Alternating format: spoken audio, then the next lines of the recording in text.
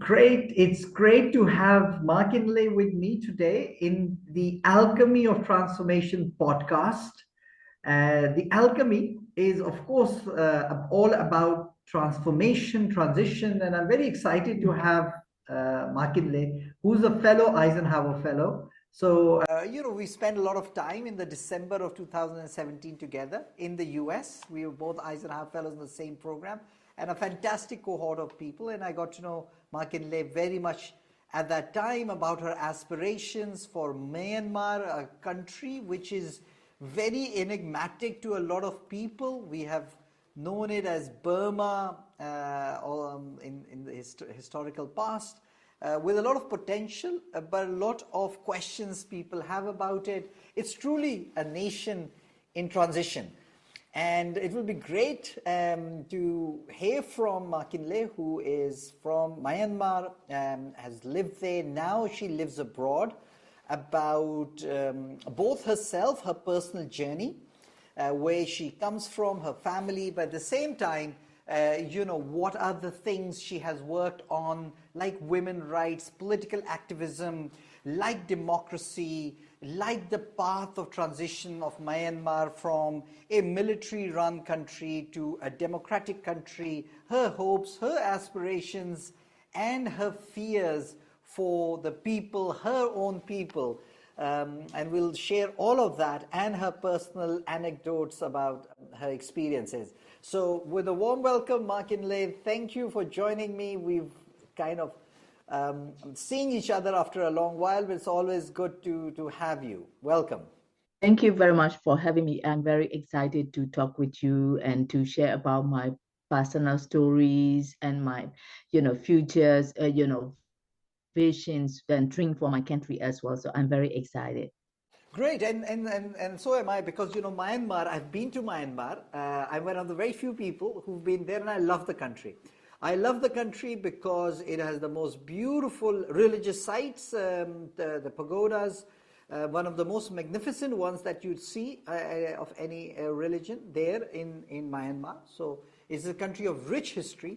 Bagan has got a lot of people think of Angkor Wat in East Asia, but actually Bagan is also a very big historical site and shows that there was a big empire that ruled from Myanmar. And then it's got a lot of natural beauty. I spent some time on Inle Lake up in the mid to north of the country. And it's a beautiful lake, where, shallow lake with a lot of local culture, tradition, friendly and hospitable people. So I'm very much excited to know what's going on in Myanmar. But first, let's find out what's going on with Mark Inlay, her history, where did she grow up, and your family, and what has got you to the place where you are today?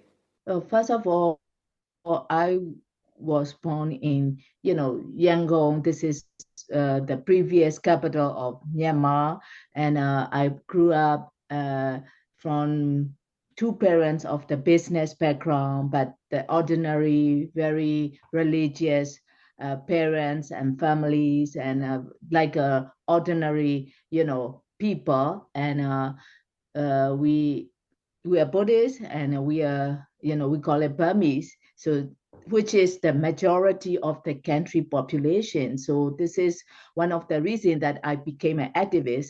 We are the majority of the country in terms of race and religion, but the way we portray our country is that the majority of the country population is it's how can I say, manipulating to the minority. So that's why I'm also part of the activism.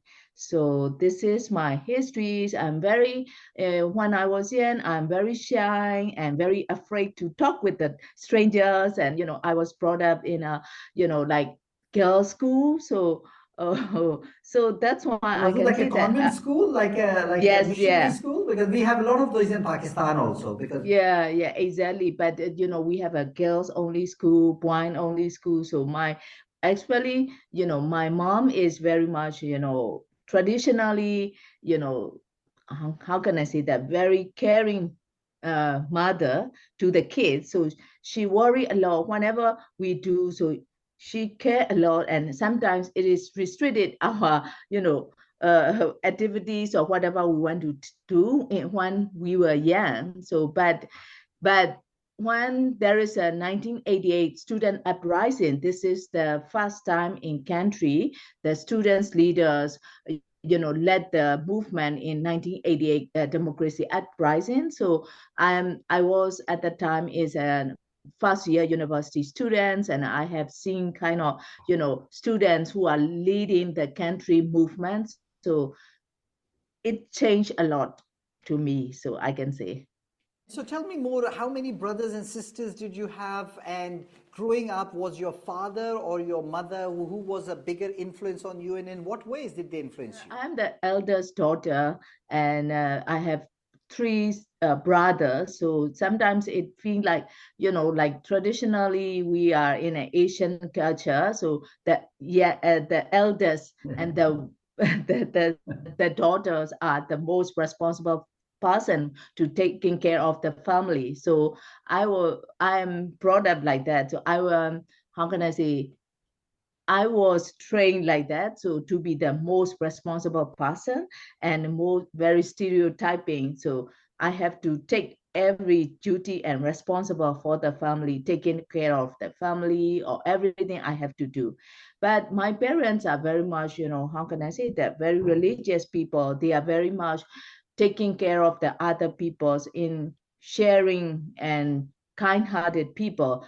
We call it donation. So they used to donate a lot and contribute a lot to the poor people or the religious, the monk, nuns, people. So I was brought up to help to the other people, to come to the needy people. So that's why my spirit is I want to help to the other people who needs the help or, who needs anything. So we are trained, we are told by to sympathize and to help to the other needy people. So this is the way we are trained. But like my parents are very ordinary people, business people, so they are not not very much know about the advanced education, because they cannot finish their graduation, so they are just came from the different area of the country, so their parents are very poor. But what they how can I say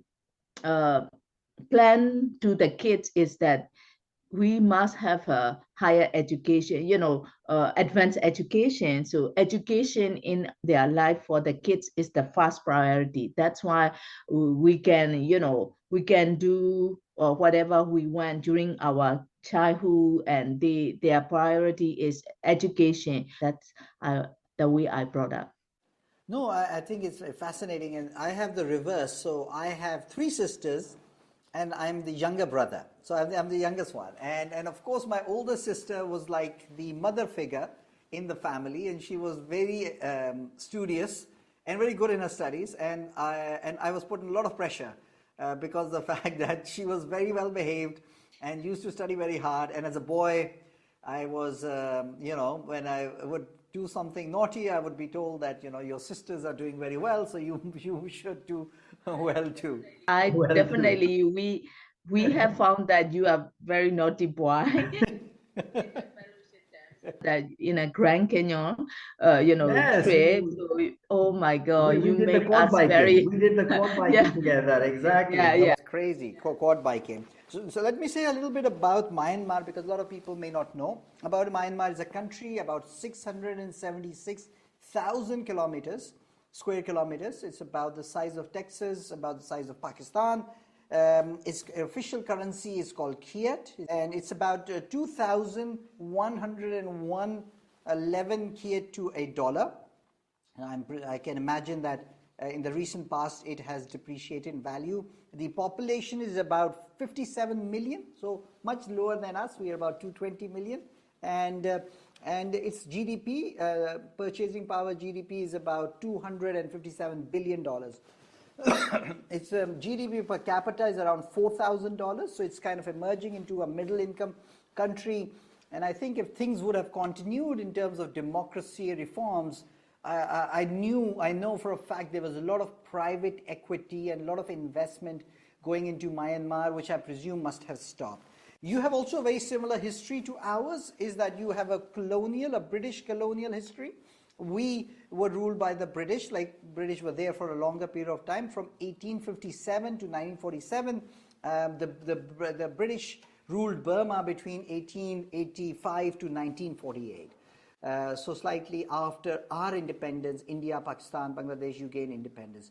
I have also something very similar. My maternal grandfather has actually served in Burma because he was an eye doctor with the British Army, and during World War II, he was on the Burmese front against the Japanese forces over there. So he was there, and then all of them, he was posted in Burma. But of course, I've been there myself. It's a fascinating country. And so a little bit more about the religion element of it, because you mentioned it. I'm fascinated by Buddhism.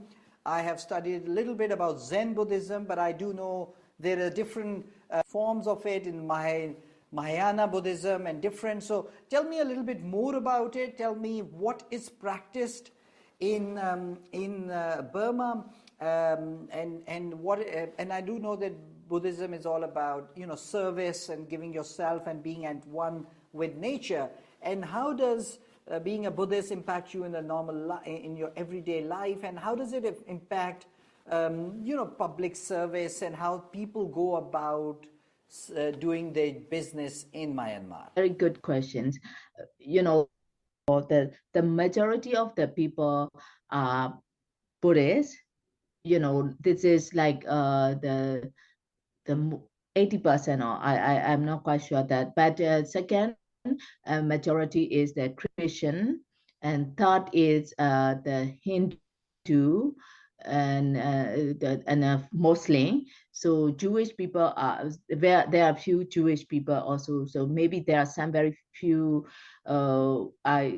I don't know exactly the other religions, but the majority is the Buddhist. Yes, as you mentioned that we practice, sometimes we can say that we are the Theravada, we call it, that the Buddhism practices. Yes. We have to practice by ourselves. We cannot wish or we cannot pray. So if we do good things, the return will be good. Like we are, we believe in the reality kind of thing. So, but most of our people are traditional Buddhists. We can say that, traditional Buddhists mean we are trained by our ancestors to be Buddhist. So, but we don't know the essence of the Buddhist or essence of the religion. So what happened is that sometimes it makes us to the extremes. It pushes us to the extreme.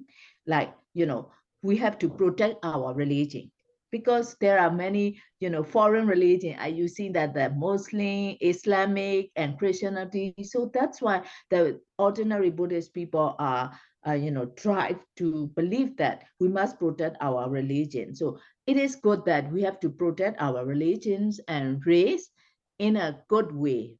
If we are in an extremist way, it will be totally wrong. I believe like that. So we have to protect our own religion and race, but at the same time, we have to respect to the other religion and race.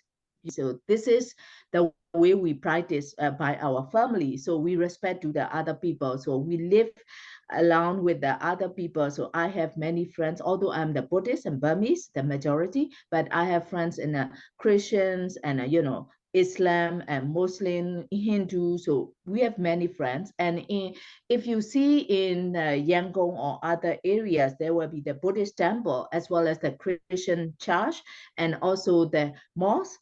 They are in the same place. So we live together normally very peacefully. But at the same time, we have a kind of poor education and poor knowledge. So we can be easily misguided politically. I mean, what I mean is that that's why sometimes religious is very, how can I say, easy to use and manipulate by the extremist group or by the military. So military is use religion as a, political tools to divide our people into different sectors. So this is a profile of our country has been into, bad image. so recently in a 2000, so there are a lot of, discrimination, hate speech, and, killing to the minority people, including like Rohingya people. So it happened in that time. So yeah, but normally our Buddhist people are very much, they believe that if we give the good things, that the good things will be coming back. That's why they donate a lot. The donate to the poor people and donate to the temples and donate to the, monks and nuns and like that. So yeah, in our daily life, every day we have to donate something. If we do the good things to the other people, so they believe that the good things will coming back. So in terms of, the business peoples or other people, they also strongly believe that the more they donate, the more they will get back. So like that. So yeah, that's why you might notice that whenever we visit to the temples in our country, always crowded with the people, because they believe that if we donate something, it will get back the good thing. So this is the way we practice. Yeah. No, and absolutely, and you can see the beautiful pagodas that are built by people. Representing giving, and a lot of gold and a lot of ornaments given for that. And absolutely, I totally agree. I mean, this will not be the first time where religion is being used for political polarization. It is not the first time it's used for political power purposes, by whether it's the military or a certain other forces. It's been misused by that, and certainly this happens in a lot of other in a lot of countries. And my experience, I've of Buddhism from reading a few books. There's a very famous book called the Zen Mind, the Beginner's Mind by Sun Suzuki, and a lot of these Buddhist concepts have been taken to the West, the Eastern, let's call it the Eastern philosophies, and a lot of it is, of course, is the Buddhist philosophies have been taken to the West Coast of the USA, in California, and around Big Sur, a lot of these movements started, which was later I wouldn't say it was translated to the hippie movement, but it was about coexistence and giving to each other and living in harmony with yourself and nature. I think that's a very big part of it. And a lot of the tech founders were very much influenced by it, if you know. I think Larry Ellison of Oracle, a lot of them were in their young days.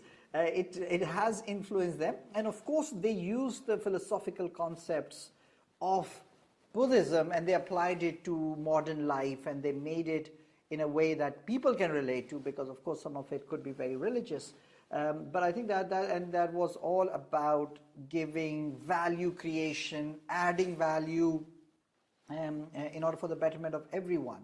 And so I do understand that somehow, these kind of things happen. I was in Cambodia another 10 years ago, and I met Cambodian people, and they're the most gentle and the most friendly and the most hospitable people. And yet, of course, we also know what happened in the killing fields of Cambodia, and how they turned onto each other is a fascinating story, because I looked at them and I said, these are the most friendliest, most docile people, and suddenly it was a whole bloody killing fields over there, and they, Pol Pot and all of those things happened. So certainly religion, ideology in that case can be used for good or for the worse.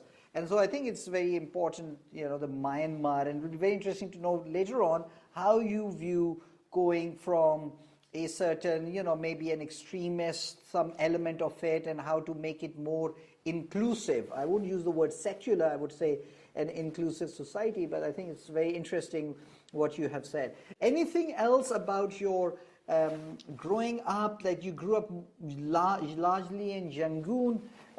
Anything else that impacted you, that influenced you in forming your values and who you are today, in the kind of stance you have taken? Yeah, in my childhood, the most influenced person is my parents, especially the way they, how can I say, nurture me is quite different. My dad is quite a very Lee speaking and very straightforward. My mom is very caring and she is good at the social dealing. So I got that these both inheritance. I got it. I think.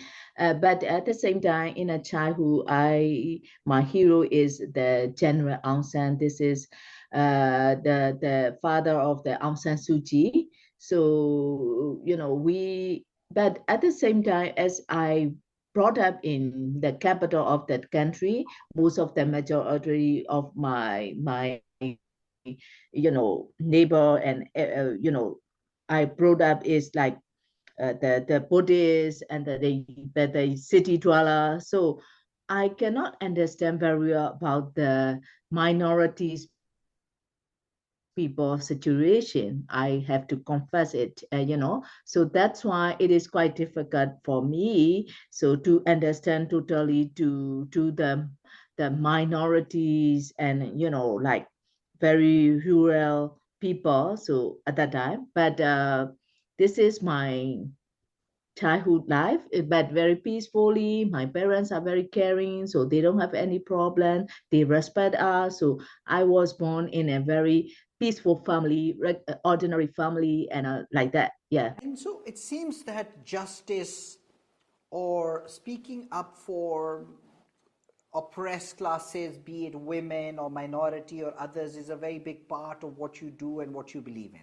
So what was your first experience with injustice, or your first experience that really motivated you and made you a stand against, for women's rights or rights for minorities or for any other thing?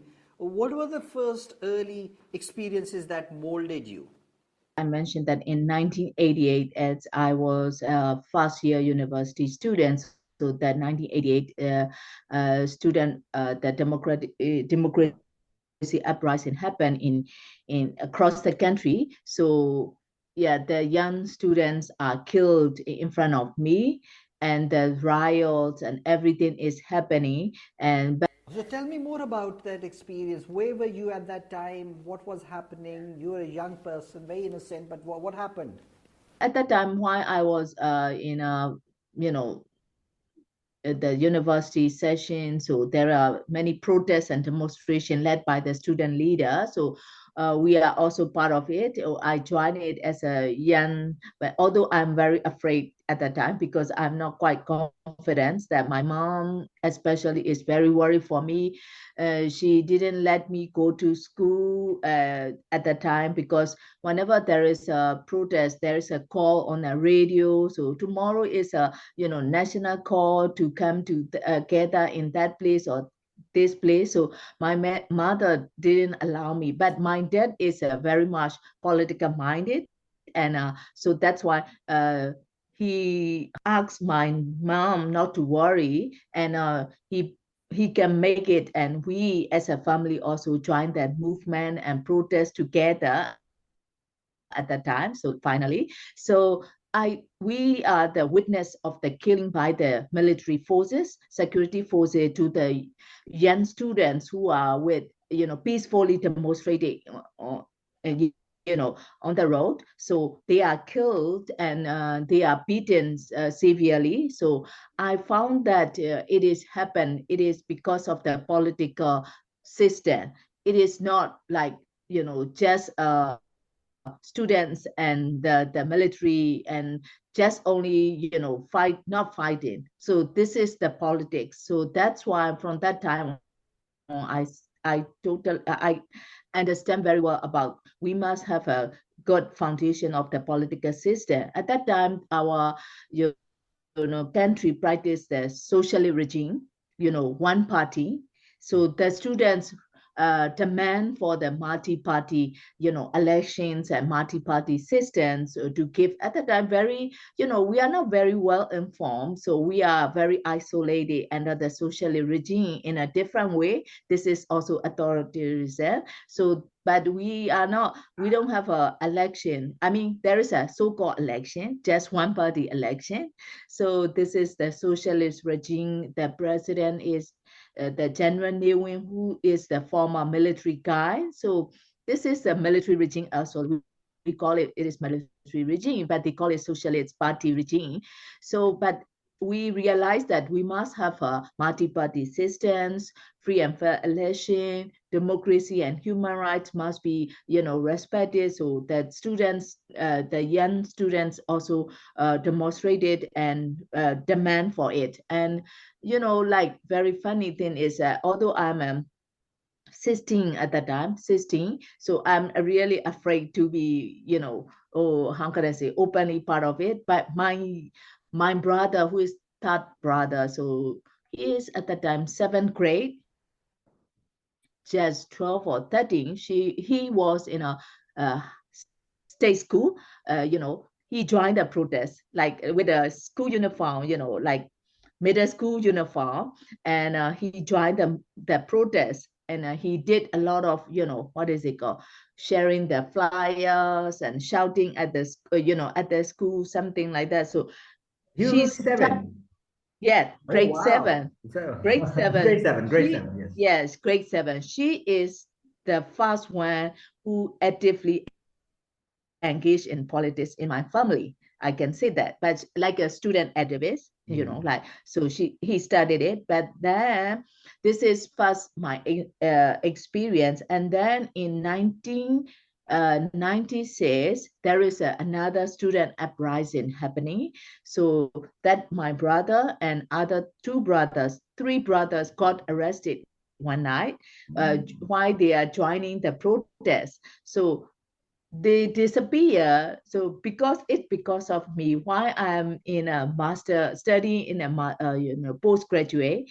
So I know that there is a student protest, and I call my brothers to come out from their house to come to that setting focal place to join the protest. So the 3 came and joined it, and then finally they got arrested. My mom's scold me a lot, blame me a lot. Because of me, they have to be, they got arrested. But fortunately, the students also requested to the authority, if they are not released, there will be more, protests, and the momentum will be increased. So that's why in the other day, that they are released from the from the camp or something like that, but they are beaten brutally. And these my 3 brothers, this is also another experience in my life. But at that time, in 1995, I joined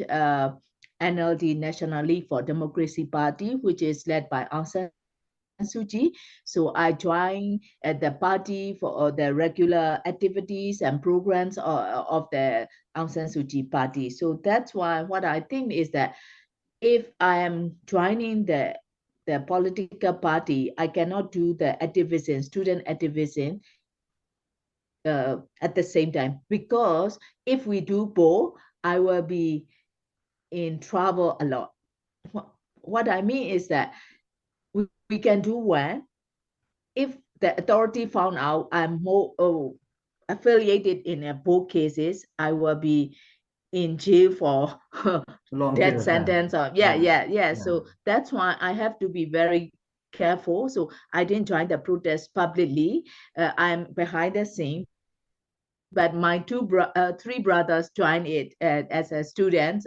They are also at the time university students, so they joined it. So this is my, very remarkable experience.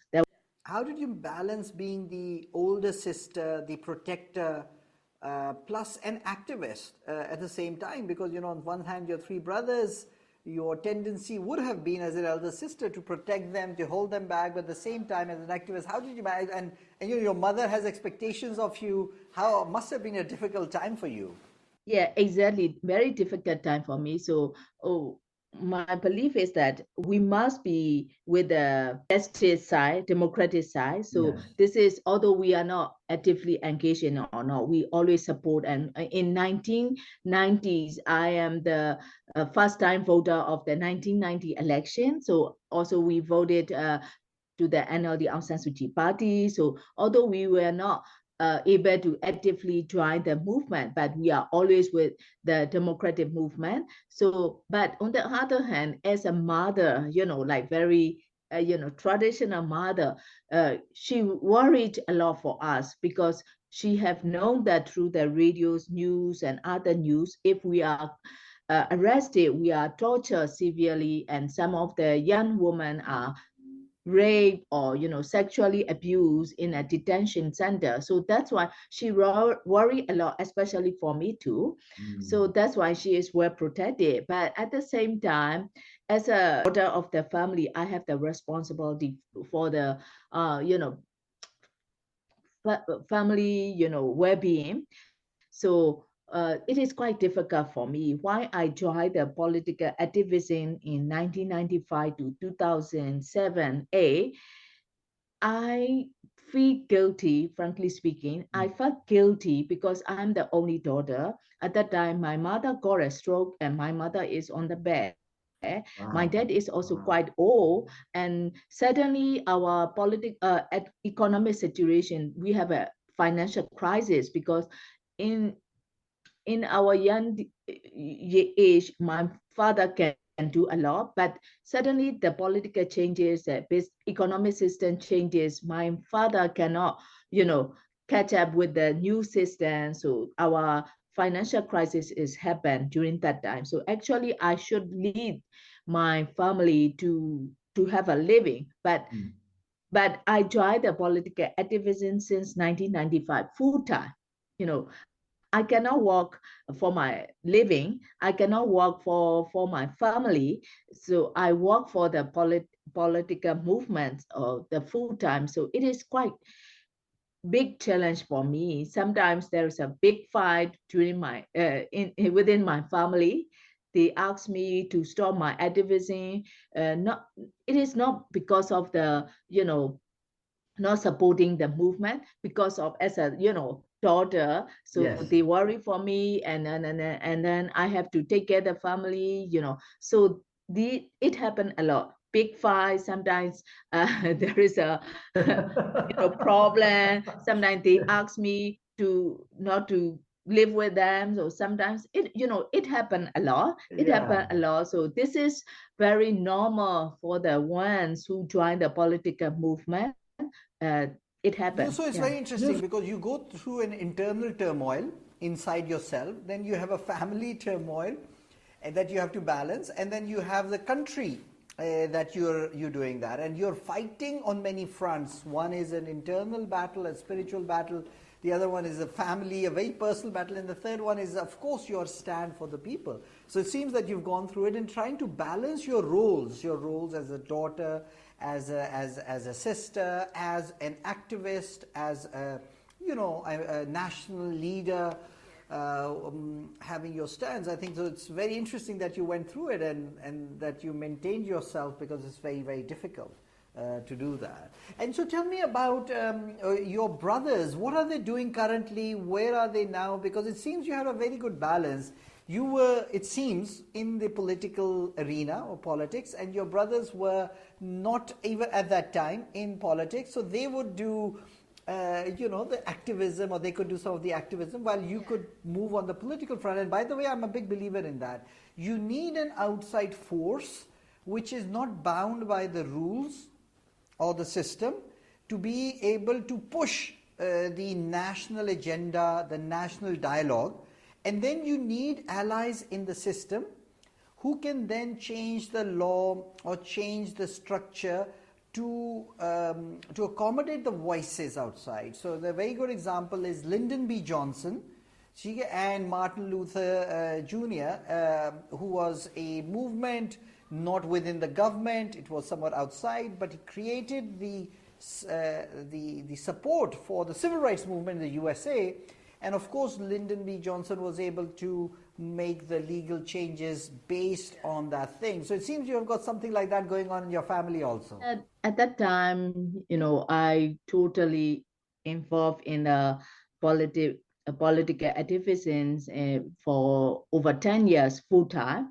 So I cannot work for my family. So the one that the third brother decided to lead the family business. So he decided to work as a businessman, and he didn't, affiliate in any political movements from that time on, because he also said that I want to be an activist, and like a student activist, wherever there is a protest, I want to join it. So I don't want to be with an organization or political party rules and regulation. He mentioned that he hated it, so he cannot do it, like very individualism. So that's why he take care of the family for the living. He led the family for everything. But now that when I told you that brother, now he got arrested, Wow, no.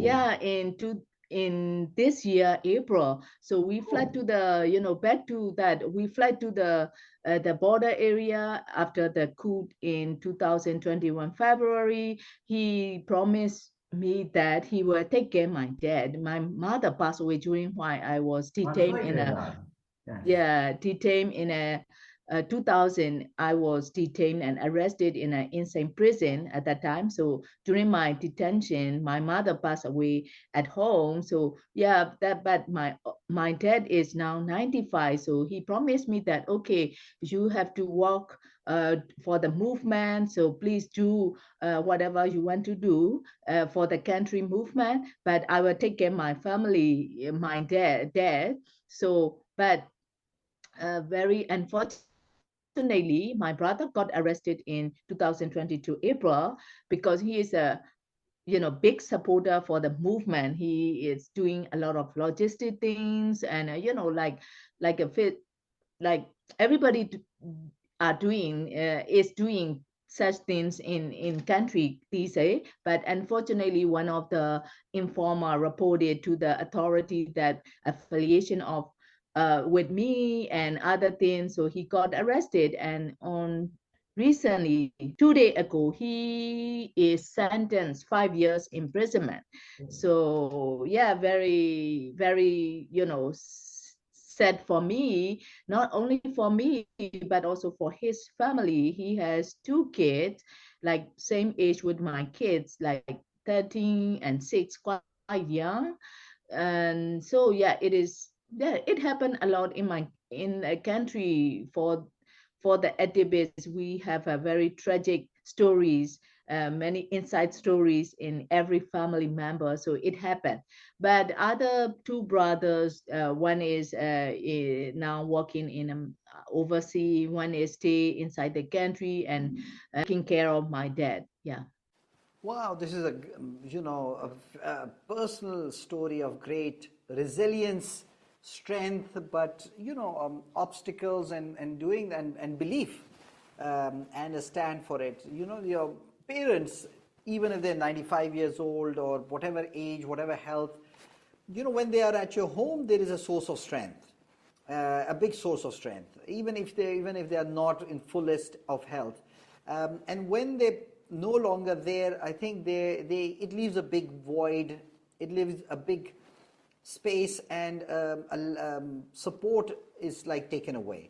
So my commiserations at your dear mother passing away whilst you were in detention, and I think a great feat demands a great sacrifice. I'm a big believer in that. The bigger the thing that you strive for in your life, the more things you sacrifice. And I pray that the sacrifices that you and other people are making for your country, it leads to a great feat of Myanmar being what you want it to be for your people, and a country that is inclusive as per the aspirations of people like yourself. So I really didn't realize the personal tragedy that you've gone through, and only you would know what it is to go through it. Thank you very much. Yeah. I've seen some of the pictures. You went through some of the pictures with me, and earlier on you have a picture where you are with the leader of the NLD, Aung San Suu Kyi, and so tell me about that picture. What's happening over there? Then you have another picture of you with a microphone and a kind of what we call a corner meeting, or we call it a jalsa, which is like a congregation of people. So tell me about what are those specific events that you've shared some of the pictures with me. Okay, the first picture together with Aung San Suu Kyi is at the National League for Democracy Party headquarters in Yangon. At that time, it is around 1998 or something like that. I was at that time a youth leader You in look a youth exactly the wing. same. Yeah. Yeah. Thank you. Thank you. So yeah, it's 20 years ago, I think. And at that time, I was a youth leader at the youth wings of NLD party. So this is what is it called? The celebration of one of the specific occasion, ceremony or something. So we used to sit down on the floor together. So this is one of the remarkable thing of her, Aung San Suu Kyi. So she used to sit together and stay together with the party members, never sit on a chair. So it is on the ground and with a simple,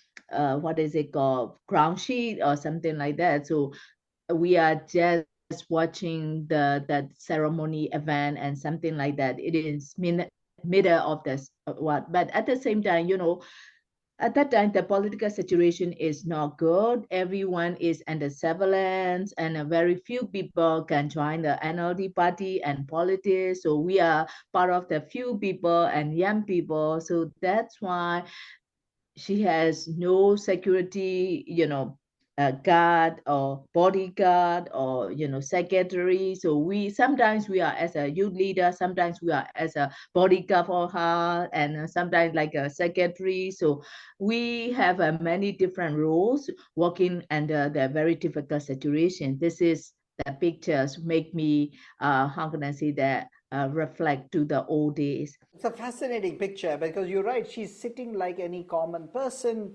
She's sitting on the floor like without any protocol, and of course she's very popular, and she also won I believe the Nobel Peace Prize after that. And so I think this is to be great part of history of your country, to be part of, as a young person of the movement, and to be with the leader of the NLD. Frankly speaking, I have learned a lot while I joined that activism as an NLD youth. So not previously, I'm very shy. I'm not confident to speak in front of the public. So I have to practice myself. This is the mindset people said that yes.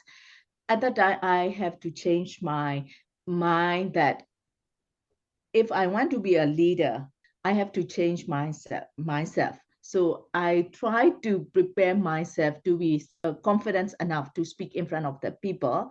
So like in front of like very iconic people, it is normally people are really afraid that to speak whatever they want to speak. So, but I'm okay at that time. I practice the public speaking in front of the hundreds of people in a meeting, in an event. I became an organizer. I became a master of ceremony or something like that. So yeah, so this is the training ground free for me. Joining to the, activism is also training ground free for me. I got a lot of good experience, networking, public speaking, social dealing. I learned a lot from that time. So, as they say, there was a survey and it says that people fear public speaking more than they fear death. So it's not uncommon, exactly. But when you're confronting fear, like whether it's public speaking or the opponents, or, the fact that your brother is in jail or you went to jail and in detention, what is the thing that motivates you not to back down? What is the thing that motivates you to keep on going and keep on forging ahead? I believe in justice. That's why justice must prevail sooner or later in one day. So I believe that due to my religion belief or other beliefs, so historical belief or war experience experience when I learned about Martin Luther King or, like Mahatma Gandhi, and a lot their stories and their experience. So one day the justice will become. So sooner or later, that's why we keep fighting, sacrifice, and it did make the history one day. So that's why the belief is very important. And another thing is stamina. And timing is also very important. I think that so some people join very, heartily, and they use their resources all, but now they feel disappointed and hopeless, or how can I say that, depressed. But stamina is also very important. I think that so.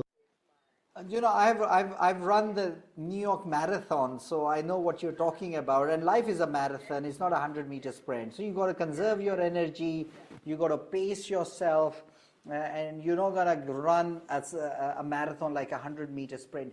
Let's go back to the return of democracy in Myanmar. So what happened at that time? What was your role in it? What was the aspirations? And then let's talk a little bit about the Rohingya crisis, because that's how, unfortunately, most of the world got to know about Myanmar. So let's talk about that also, and then how things deteriorated, and where do you think things could have been different, or things could have been prevented from going to this current situation? Exactly. The political opening started in 2012, I can say that. But actually, there is a election in 2010, which is led by the military regime at that time. So at that time, the political leaders like Aung San Suu Kyi and other 1988 student generation leaders, and most of the well-known political leaders are in jail. So that's why we boycott the 2010 election. But in 2012, Aung San Suu Kyi and other political famous leaders are released from jail. So the transition is happened since that time on. So Aung San Suu Kyi and some of her party members, won in a 2012 by-election. So she was able to be part of the legislative body, and she and some of her party members became part of the legislative party. So from that time on, we are very, the transition, the opening to the transition has started. So let me go back that before that, I'm a political activist as an NLD youth member. So I cannot do the political activism or social activism openly, publicly, because we are always under surveillance by the security forces. Even though we cannot, rent an apartment, if the security found out that we rent for the apartment, they threaten to the owner not to rent to that person because he has a political affiliation, she has a political affiliation. Wow. So your apartment will be sealed off. So something happened like that. So what I mean is that everything is under control.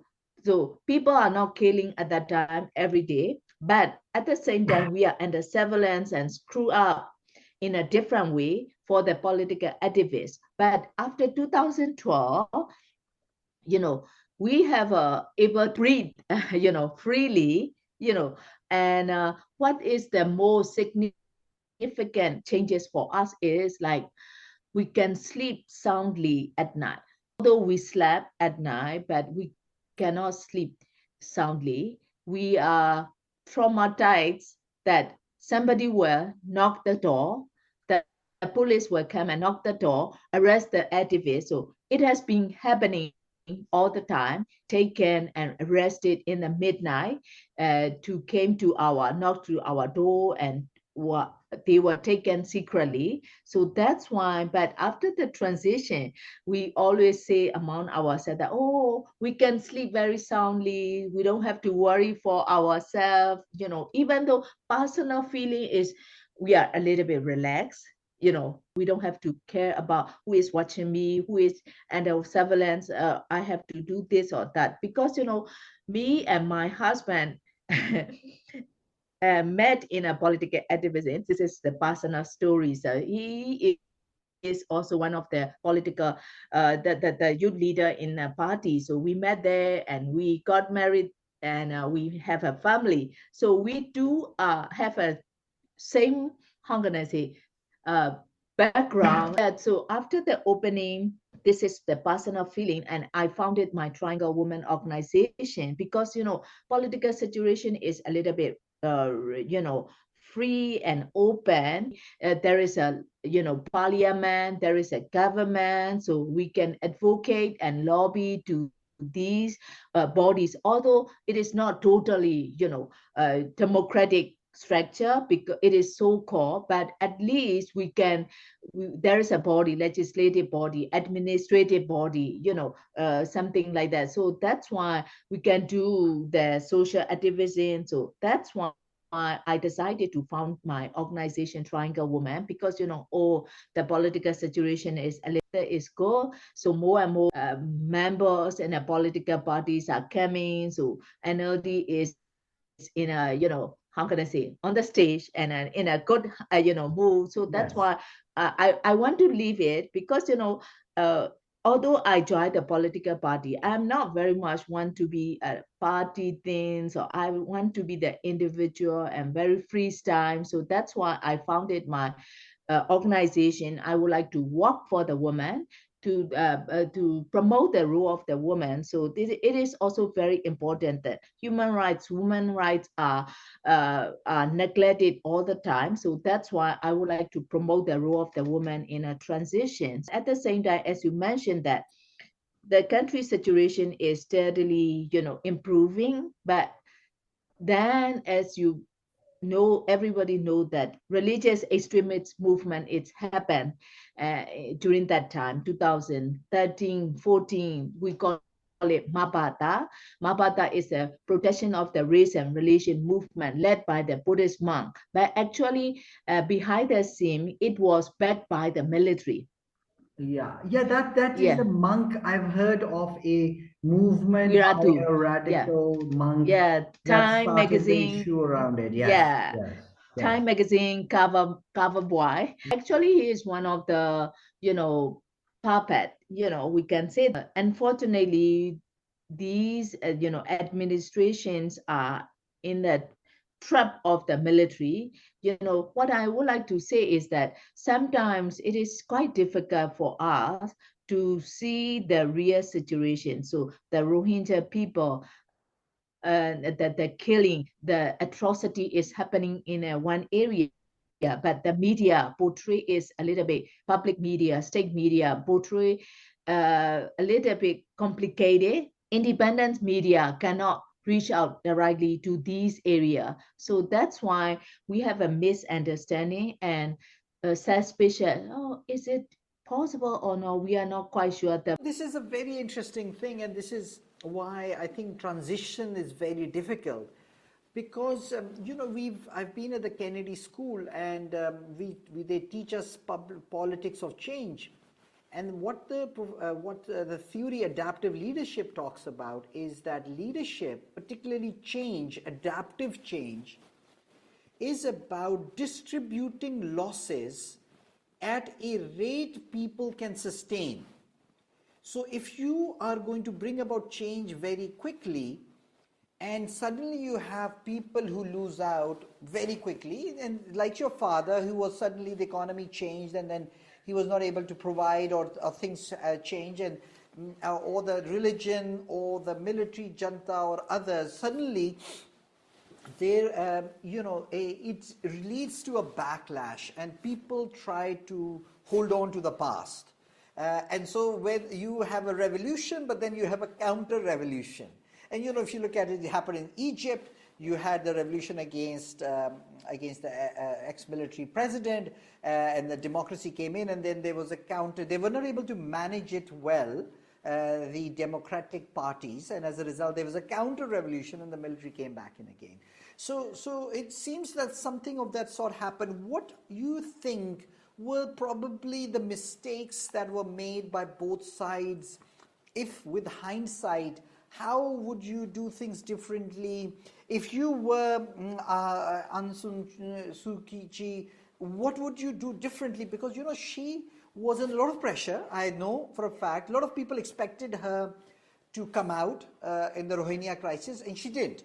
I understand why she could not, because she was probably pacing and trying to see how she can carry forth democracy in the future, but eventually it didn't work out. It kind of fell apart. So what would you have done differently? How would you advise her? We have to learn from the mistakes. So we totally understand that people can make mistakes, but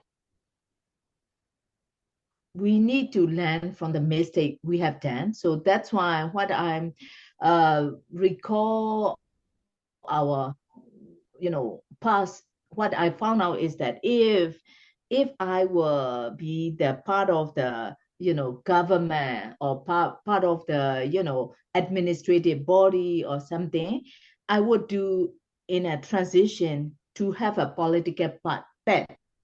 I mean, we have a transition, but without, as you mentioned, that without well prepared, the military regimes, how can I say that? The transition is led by the military regime.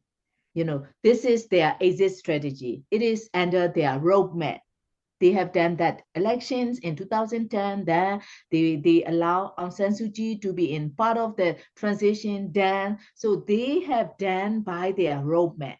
They are very systematic, and they do by on their own way. But for the democratic sizes, we are not well prepared. So that's the problem. We don't have a political path, a very concrete, procedure and concrete, plan how we were, engaged with the military, how we were engaged with the democratic forces, how we were engaged with the ethnic minority people and minority leaders and, the organization. We have other different minority, how can I say that? M group as well as the organization and leaders. So now, although there is a transition is just led by NLD, led by Burmese majority, kind of it happened. So that's why we don't have a reconciliation. We don't have a transitional justice. Although there is a transition, we didn't raise about the transitional justice. So it is missing, and there is no political path. There is the political leader mentioned about national reconciliation. Always they mention repeatedly about the national reconciliation. So it's okay. We agree on it, but national reconciliation with only military, there is no dialogue with the ethnic minority group or democratic forces and the alliance. So this is missing. That's why if I were in that position, I will do national reconciliation with not only to the military forces, but also with the democratic forces and also with the ethnic minority forces. Very interesting. Yeah. And so, absolutely, I think that would you would have a plan, and everyone knows what they have to do and what is the expectation, what are those things, and sometimes, people get very enthusiastic and things need to happen, but it's very, but these are complex times. Do you think, and there is a saying that power doesn't give up power voluntarily. There is also that saying, is that once you have in power, then it's somebody has to force you out, because when the moment comes, you will always go back and sit on the throne, or we call it kursi, or the chair. So do you think that military, for that matter, or any other powerful, and it's not about the Burmese military or a Myanmar military, anyone, would give up power voluntarily, dilute themselves, and let other people shape power or dominate it? Because in a democratic system, the civilians are the ones who are the supreme commanders. The military listens to them. So do you think that would ever happen? Our experience in country is the most important is the constitution. According to the constitution, so the military have a automatic power in a constitution, because the constitution is drafted by the military, and not very much political key stakeholders and ethnic minority. That's why that constitution 2000, we call it 2008 constitution, and it's the basic foundation how we can check and balance to the military and the government. That's why in every country we know that constitution is the basic foundation to rule how we will rule the countries. So that's why according to the constitution, so the military will have the still very powerful under that current constitution. Like the what is it called? If you have a power and authority and a weapon, it is very hard to balance it. It reduce the authority of the military or whoever under the constitution. But our current constitution make the favor them to be in an upper hand. That's why, according to our 2008 constitution, military can take the country power anytime.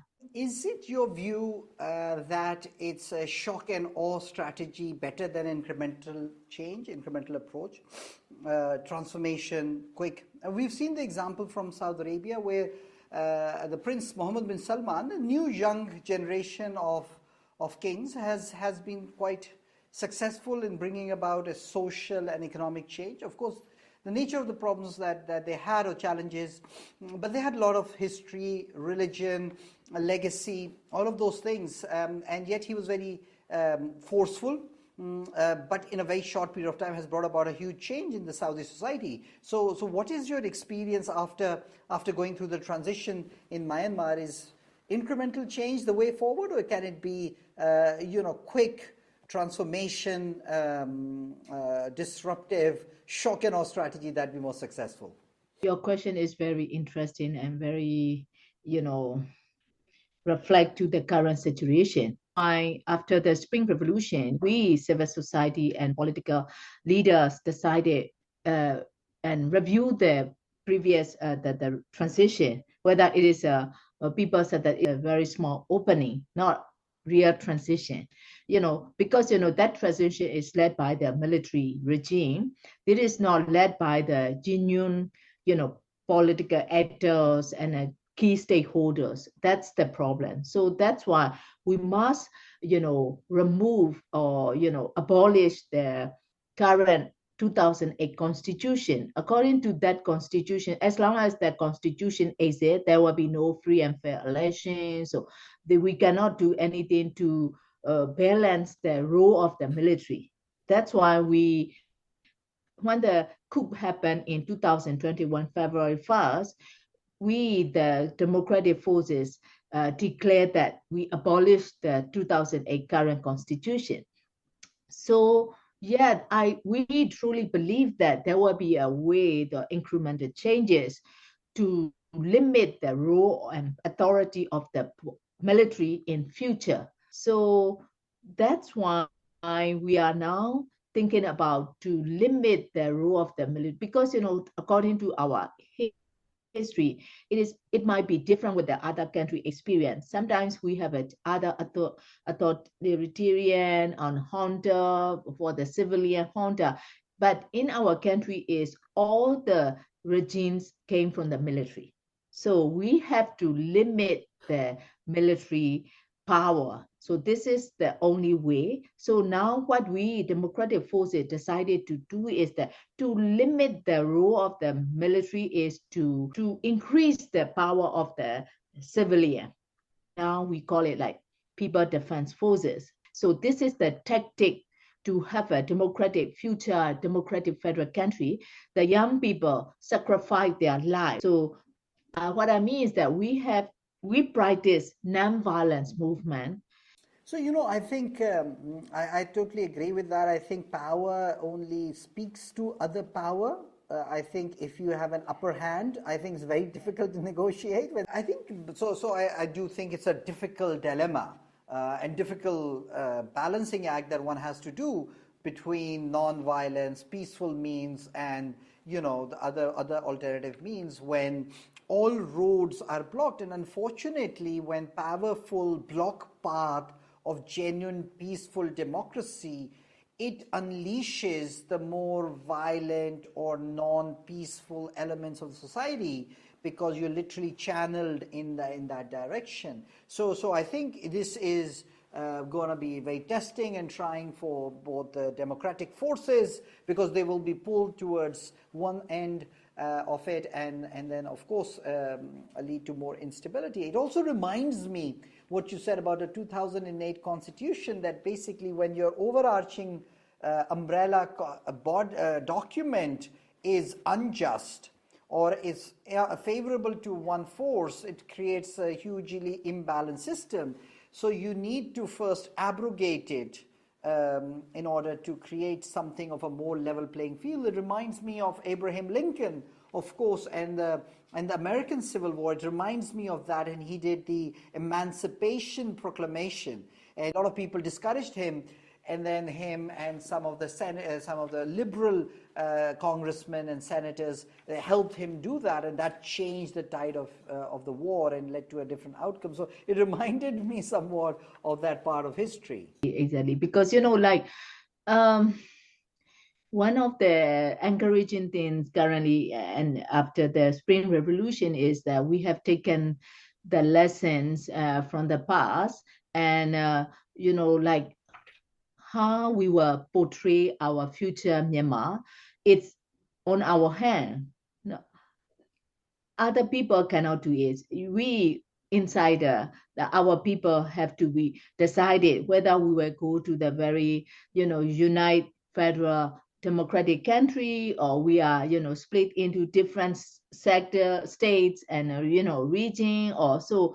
That's why now currently we are fighting for the military junta. At the same time, we are developing the policies and frameworks for the upcoming future Myanmar. So constitutional building, transitional constitution and justice and everything. So tell me about it. Tell me the role that you're playing. Tell me about the transitional government or the representatives outside that you're part of. Tell me about it before we close off. It's been a fascinating discussion, but tell us what is happening now and what do we foresee in the future for Myanmar? Currently, as I am a woman activist, I continue my activism as an exile activist, but not only for the women rights, but also we are working for the human rights and a democratic, what is it called? We call it federal democratic country. So I'm also part of these platforms that, we have to, we have many things to do in a single, moment. What is it like? Fundraising for the movement, to supporting to the young people who are dying and to the IDPs in a jungle. So because there are a lot of conflicts inside the country. So millions of IDPs are in a country. So we have to fundraise to support for the IDPs. And also we have to reach out to the UN, United Nations, and other international community to know about what is happening in Myanmar and to submit the report, which is the real ground situation and voices of the people. So we are doing that. And another thing is that we are in a platform to be how to build our future Myanmar together with the different key stakeholders, ethnic minorities and other, other key stakeholders like students and young people, the labor and other, key stakeholders who are working on the movement with the politician. This is one of the inclusive platforms that we have never had before. Because of the coup, we are united in a different way to build our country, to dream our future country. So we are developing the policies and a framework for what we want to be in the future. So we are working deeply on how we can, build the gender-sensitive constitutions of federal democratic countries. So as a women rights activist, so we are also part of it. At the same time, I'm also a advocate for the international community to do more effective actions and support to the country. Keep pushing to the United Nations and other, very leading democratic countries like the United States and UK and EU to do more effectively to the people who are now dying inside the country. So they cannot voice out. So we are representing that. It is very important that now, as an outsider, it's very hard to understand the real situation on the ground. So it is our responsibility to share the updates of the country, what is happening in Myanmar. So currently I'm doing as much as I can, helping to and fundraising to the unfortunate people, at the same time advocating for the country to have a more effective actions like sanctions or financial support for the movement. Yeah. No, that's fascinating, and that's very interesting because it happens with a lot of countries where the situation in the country is not conducive. Then nationals do congregate outside those countries and try to bring about change to that. So and I think the structure that you have built and being more inclusive, I think, is going to determine, and once change happens, that structure hopefully plays a big role in the future of the new Myanmar that you have. So I think it's been a fascinating discussion, and I think we can continue for another hour. But since we have already spent a lot of time, but I do think the dilemmas, the personal dilemmas that you faced as a daughter, as a wife, and then as an activist, sometimes putting you at threat or in danger. Whilst being a stand for your country, I think it's fascinating how you grappled with those and you continuing to be an activist. And then some of the mistakes that were made in thinking that, change would happen, under the 2008 constitution, which was very heavily skewed in favor of the military, and there was being no plan, no national reconciliation, just thinking that there is this military and that the reconciliation with military would solve all the problems. There are a lot of other fissures within the society that needed to be resolved, and that there needs to be a national reconciliation with minorities, with labor, with the rural people, with all of those. That did not happen. And that now that there is a new form of movement, is self-defense, whilst keeping to the peaceful non-violent movement. The young Gen Z are forcing or are pushing ahead for change, and I think it's very interesting to see how that would come about. So I think it's a fascinating personal story of yourself as a young person, and facing jail and detention, your brother going to jail, and 2 days ago you mentioned that your brother was sentenced for 5 years of jail. So that's certainly a very hard time for yourself, your other brothers, and of course your father, who's 95 years old. So it's a great for us and for our audience to know of your story and to know of your aspirations for your country, your people, your family, and being out of the country, being an exile. We call it a muhajir, which basically means someone who's left the country. It's never easy, but I'm sure the cause that you're fighting for is a great cause, and you will be successful in it because it's a worthy cause for justice. It's a cause for peace and sacrifice and self-reliance. Thank you very much, and also I do appreciate for giving a chance to me to voice out what is happening and my personal story as well. So thank you very much, and also please support us for Myanmar, not only for single person, but also for the country situation. So you can support as in different way. So I would also like to encourage you and your people while you are listening to our, podcast, and please support us in a different way. And if you can, how can I say, raise the money for the unfortunate IDPs inside the country, please also support us in a different way. So thank you very much. So please follow us, and also strongly believe that the justice and truth will prevail. Absolutely, and I would we would be providing your email address. So if there is people in DC, Virginia area want to bring you in as a speaker to talk about these issues, they should do so.